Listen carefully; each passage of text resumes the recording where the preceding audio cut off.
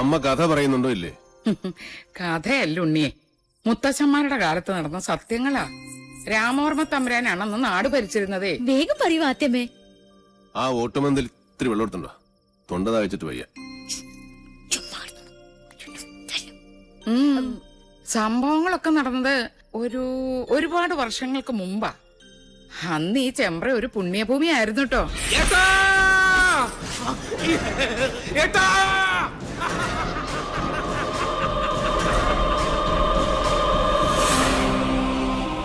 വേദവും മന്ത്രവും ഉരുക്കഴിക്കുന്ന പവിത്രഭൂമിയെ രണ്ടായി ഭാഗിച്ചൊഴുകുന്ന ചെമ്പ്രപ്പുഴ.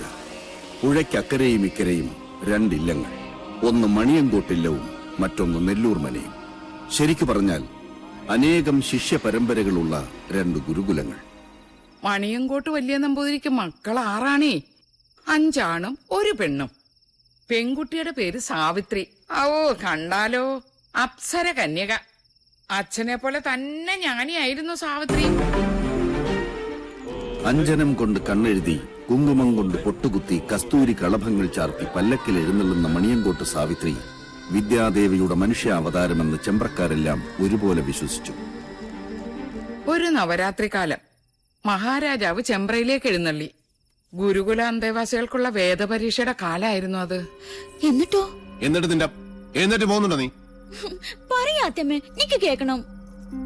2 ഗുരുകുലവും അപ്പുറവും ഇപ്പുറവും നിന്ന് ചോദ്യങ്ങൾ, തർക്കങ്ങൾ, ബുദ്ധിയുടെ മാറ്റൊരയ്ക്കൽ. മണിയങ്കോട്ട് ഗുരുകുല ഒരടി മുന്നിൽ. ആരാ അവിടുത്തെ നായിക? സാവിത്രി. തവമാതാ പതിവ്രത. നിന്റെ അമ്മ പതിവ്രതയാണോ? അല്ല. സാവിത്രി, മാതാവിനെയാണ് നീ അപമാനിച്ചത്. ഞാൻ പറഞ്ഞതാണ് സത്യം. ഏതൊരു ബ്രാഹ്മണ സ്ത്രീയും വേലി കഴിഞ്ഞാൽ 4-ാം ദിവസമാണ് തന്റെ പുരുഷനെ പ്രാപിക്കുന്നത്, അല്ലേ? അതെ, അതിനെന്താ? ആദ്യ ദിവസം അവളെ ചന്ദ്രന് സമർപ്പിക്കുന്നതായി സങ്കല്പിക്കുന്നു.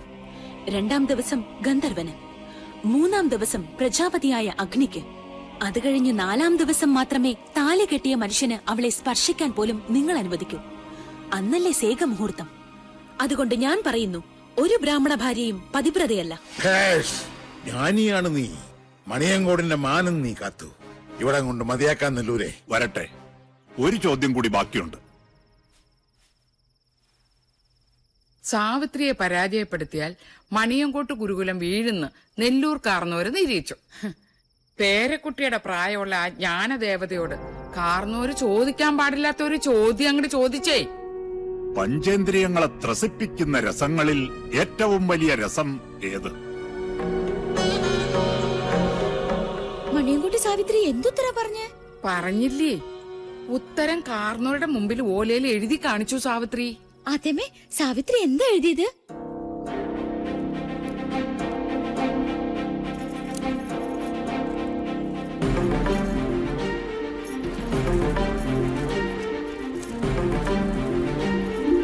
കാമരസം. സ്വന്തം തലയിലെഴുത്ത സാവിത്രി തിരുത്തി എഴുതിയത്. പുരുഷനെ അറിയാത്ത കന്യക കാമരസം എന്നെഴുതിയാലുള്ള സ്ഥിതി എന്താ? കന്യകയായി നിനക്കെങ്ങനെ അതറിയാൻ കഴിഞ്ഞു എന്നായി നെല്ലൂർ കാരണവർ. എല്ലാറ്റിനും സാക്ഷിയായ നാടുവാഴി സാവിത്രിക്ക് ജാതിഭ്രഷ്ട് കൽപ്പിച്ചു. ഒടുക്കം സ്വന്തം അച്ഛന് മകളെ പടിയടച്ച് പിണ്ടം വയ്ക്കേണ്ടി വന്നു. വ്യസനം സഹിക്കവയ്യാതെ സാവിത്രിയുടെ അമ്മ പുഴയിൽ ചാടി മരിച്ചു. നാട് മുഴുവൻ ഒരഭയത്തിനായി അലഞ്ഞു നടന്നു സാവിത്രി. ഒരു ദിവസം നെല്ലൂർ മനയുടെ പടിപ്പുര തുറന്ന് സാവിത്രി വന്നു. തനിക്ക് ഈ ഗതി വരുത്തിയ നെല്ലൂർക്കാരനവരെ മനം നൊന്ത് ശപിച്ച് സാവിത്രി മനയിലെ തുളസിത്തറയിൽ തലതല്ലി മരിച്ചു. നെല്ലൂരുകാര് കാരണം തന്റെ മോൾക്ക് വന്ന ദുർഗതിയോർത്ത് മണിയങ്കോട്ട് കാരണവർ തന്റെ സാത്വിക ഭാവം അങ്ങോട്ട് ഉപേക്ഷിച്ചു. തന്നെ കൈവിട്ട ദേവതകളെ അയാൾ വേണ്ടെന്ന് വെച്ചു. വടക്കിനിയിൽ ചാത്തന്മാരെ കുടിയിരുത്തി. അപ്പോഴേക്കും സാവിത്രി രക്ഷസായി മാറി നാട്ടിൽ ഉപദ്രവം കാട്ടിത്തുടങ്ങി. അഗ്നിക്ക് നെയ്യെന്നോണം സ്വന്തം പട്ടടയിൽ നിന്നും അച്ഛന്റെ പക നടപ്പാക്കാൻ മകൾ യക്ഷിയായി അങ്ങട് അവതരിച്ചു ചെമ്പ്രയിൽ.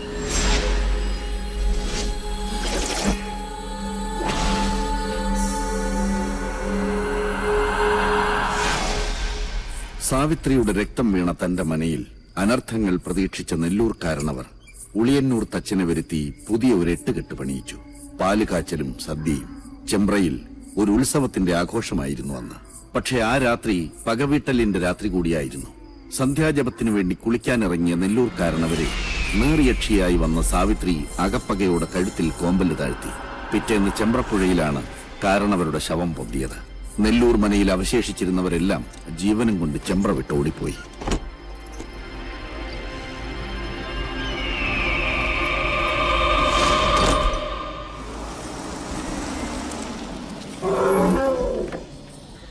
അറിഞ്ഞോ വിശേഷം? അവൻ തിരിച്ചു വരുന്നു. ആരാ കുട്ടിയെ? കുഞ്ഞുണ്ണി. ഒടുക്ക നെല്ലൂർമനെ വാങ്ങാൻ തന്നെ അവൻ തീരുമാനിച്ചു. എന്തു വിലക്ക്? ചുളുവിലക്ക്. എന്താ നിനക്ക് വേണോ? അവനെ ഇപ്രാവശ്യം സാവിത്രി തന്നെ കൊന്നോളും. നമ്മളതിന് ബന്ധപ്പെടണ്ട. വേണ്ട. പക്ഷേ അവനെ സാഹുത്രിടയിൽ വിട്ടുകൊടുക്കില്ല ഞാൻ. അവനെ എനിക്ക് തന്നെ വേണം. വാ, വന്ന് വണ്ടി കയറി. കുറച്ച് കാര്യങ്ങൾ തീരുമാനിക്കാനുണ്ട്.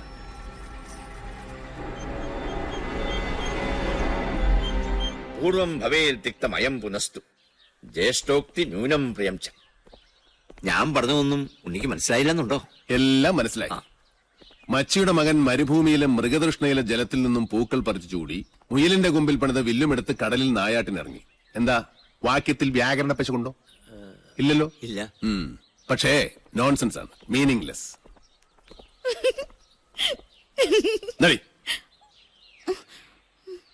ഇതുപോലൊരു അർത്ഥമില്ലാത്ത ശ്ലോകമാണ് പിഷാരടി മാമ ഇപ്പൊ എന്നോട് ചൊല്ലിയത്. നെല്ലൂർ മന അരക്കില്ല വണത്രേ. സംശയം വേണ്ട, അത് സത്യാണ്. യക്ഷിക്കഥകൾ പറഞ്ഞ് നാട്ടുകാരെ നശിപ്പിച്ച ഒരുപാട് മനകൾ കുഞ്ഞുണ്ണി ചുളുവിൽ വാങ്ങിച്ചിട്ടുണ്ട്. അറിയാം. അവിടെയൊക്കെ സായിപ്പന്മാര് ഡോളറുകൾ തന്ന് നല്ല ലാവിഷായിട്ട് താമസിക്കുന്നുണ്ട്. അതുപോലല്ല ഇത്. ഉണ്ണി അവിടേക്ക് പോകരുത്, പ്രത്യേകിച്ച് പട്ടാഴിന്നൊരാൾ. എന്താ പട്ടാഴിന്നൊരാൾ പോയാല് നെല്ലൂർ മന പിടിച്ച് വിഴുങ്ങും? ഇതിനു മുമ്പ് ആരെങ്കിലും പട്ടാഴിന്ന് നെല്ലൂർ മനയ്ക്ക് പോയിട്ടുണ്ടോ? എന്നോടൊന്നും ചോദിക്കരുത്. ചോദിക്കും. വാസ്തുവാചാര്യൻ പട്ടാഴി ശങ്കരൻ നമ്പൂതിരിപ്പാട് എങ്ങനെയാ മരിച്ചത്? ഇനിയിപ്പോ ഉണ്ണി അതൊന്നും അറിയണ്ട. അറിയണം എനിക്ക്. രാവും പകലും എന്റെ അച്ഛന്റെ കൂടെ നിഴൽ പോലെ നടന്നത് നിങ്ങളാ. പറയിപ്പിക്കുന്ന നിങ്ങളെ കൊണ്ട് ഞാൻ. പിഷാരടി, നടന്നതെല്ലാം അവൻ അറിയട്ടെ. വാങ്ങാൻ പോണ മനയുടെ മേന്മയും ചെമ്പ്രയിൽ നടന്ന മനുഷ്യക്കുരുതികളും. ചെമ്പ്രയിൽ പണ്ട് സംഭവിച്ചതെല്ലാം ഒരു കഥ പോലെ ഓർത്തു നടന്നു ചെമ്പ്രക്കാർ. കാലവും തലമുറകളും മാറി വന്നു. വർഷങ്ങൾക്ക് മുമ്പ് ഒരു ദിവസം പട്ടാഴി ഇല്ലത്തിന്റെ പടിപ്പുരയിൽ വന്ന് ഒരാൾ രക്ഷിക്കണേ എന്ന് കരഞ്ഞപേക്ഷിച്ചു. തലയ്ക്ക് മീതെ നിൽക്കണ ശാപത്തിന്ന് ഒളിച്ചോടിയ നെല്ലൂർ മനയുടെ ജീവിച്ചിരുന്ന ഏക അവകാശിയായ നെല്ലൂർ ഹരിനാരായണനായിരുന്നു ആ നിർഭാഗ്യവാൻ. വാസ്തുവാചാര്യനായ പട്ടാഴി ശങ്കരൻ നമ്പൂതിരിപ്പാടിന്റെ പാദങ്ങളിൽ വീണ് തലതല്ലിക്കരഞ്ഞു. തിരുമേനി വന്ന് നെല്ലൂർ മന ശുദ്ധിയാക്കി തരണമെന്ന് അപേക്ഷിച്ചു. പട്ടാഴി ശങ്കരൻ നമ്പൂതിരിപ്പാടിനെ കൊണ്ട് മാത്രമേ സാവിത്രിയെ തളയ്ക്കാൻ പറ്റൂന്ന് നെല്ലൂർ ഹരിനാരായണൻ അറിയാമായിരുന്നു. സഹായം ചോദിച്ച് കാലിൽ വീണവരെ ആട്ടി ഓടിച്ചിട്ടില്ല പട്ടാഴിയിലാരും. പട്ടാഴി തിരുമേനി നെല്ലൂർ മനയിലേക്ക് വരാമെന്ന് വാക്കുകൊടുത്തു. അന്ന് പട്ടാഴിയിലുള്ളവരെല്ലാം തടഞ്ഞിട്ട് നിൽക്കാൻ കൂട്ടാക്കിയില്ല ശങ്കരൻ നമ്പൂതിരിപ്പാട്. പുറപ്പെട്ടു.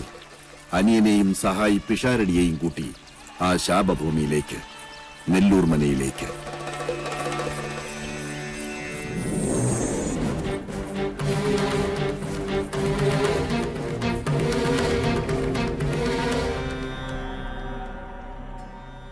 ഓം വിശ്വകർമ്മണേ നമഃ. ഒരു ദിവസം, ഒരൊറ്റ ദിവസം തിരുമേനി ഇവിടെ താമസിച്ച് നെല്ലൂർ മന മനുഷ്യവാസ യോഗ്യമാണെന്ന് നാട്ടുകാർക്ക് കാണിച്ചു കൊടുത്താൽ എന്റെ എല്ലാ ദുരിതങ്ങളിൽ നിന്നും ഞാൻ രക്ഷപ്പെടും.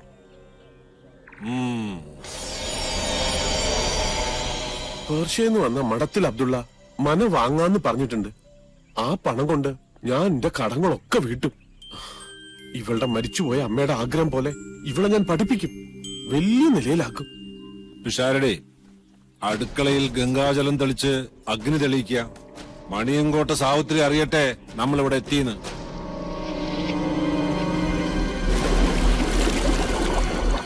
ജലയക്ഷിയുടെ ആവാസഭൂമി, പാതാളത്തിൽ നിന്നും പൊട്ടിപ്പുറപ്പെട്ട മഹാസിര. എവിടെയാ കുളം?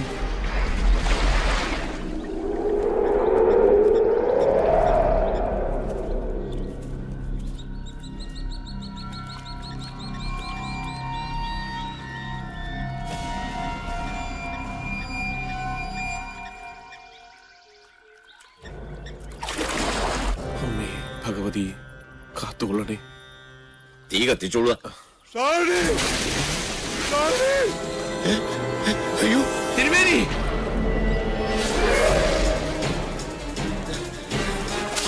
തിരുമേനി, തിരുമേനി, തിരുമേനി, അയ്യോ തിരുമേനി, തിരുമേനി, അയ്യോ ചതിച്ചോ തിരുമേനി, തിരുമേനി.